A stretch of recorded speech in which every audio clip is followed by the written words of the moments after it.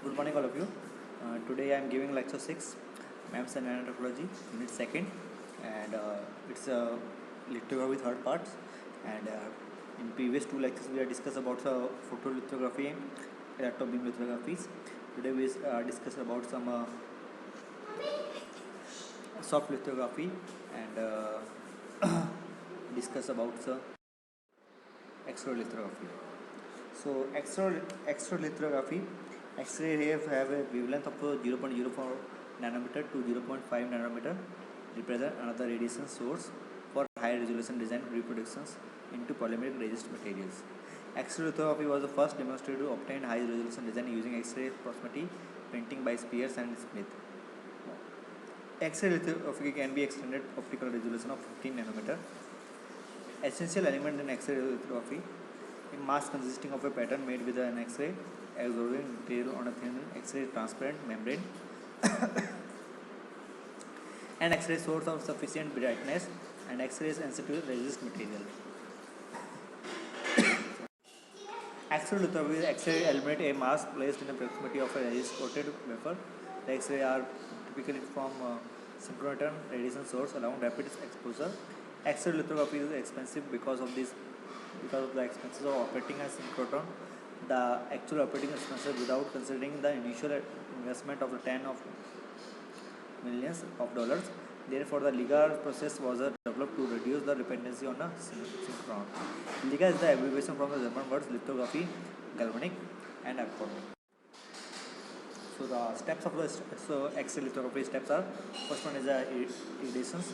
The first step is in the X-ray lithography is iridations, which involves exposing a thick layer of resist to high energy beams of X-ray from synchrotron. The mask membrane is normally a low atomic number material such as a diamond, beryllium, or a thin membrane of higher atomic number materials such as a silicon or silicon carbide. Second, development in this step, the pattern is etched into the resist substrate by the use of X-ray. This is the second step, where development of resist structure. This is the first step. We develop synchrotron iridations, absorber, mask membrane, resist. All the things we are showing in this figure. Third step, electroformings. Electroforming is the same as the electroplating. Electroforming suggests the plating is used to create an actual metal component. This one is a mold insert. A chemical solvent, MMA, polymethyl methacrylate, is used to dissolve material, resulting model of the mass pattern. After removal of the resist, a freestanding metal structure is produced. This one is a mold insert. Mold filling. The metal structure may be final product or serve as a mold insert for precision plastic molding. This is a plastic molding compound inserting in this. Mold release. The plastic mold retains the same shape, size, and form as the original resistor structure, but is produced quickly. Mold plastic parts may then be final product. In this way, we are produce plastic structure mold release state. So this is the X-ray lithography steps. And what are the advantages of X-ray lithography? Short wavelength for X-ray, 0.4 to 4 nanometer, no diffraction effects, simple to use, no lens, faster than EBL, uniform reflection pattern, high resolution for a small feature size. Disadvantage: thin lens, distortion in observer cannot be focused through lens, mass are expensive to produce. Okay.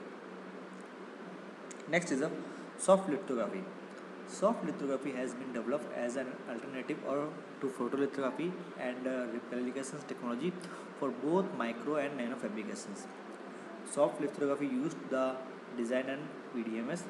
This technique has a wide range of applications in cell biology, microelectronic surface chemistry, micromachining, designing cells, designing DNA, and designing botany. PDMS material is used for.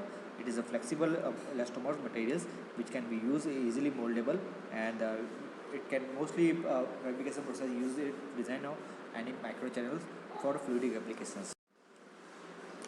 Soft lithography is a family of techniques for fabrication of particular structure using elastomatic stamp, molds, and conformal photomask.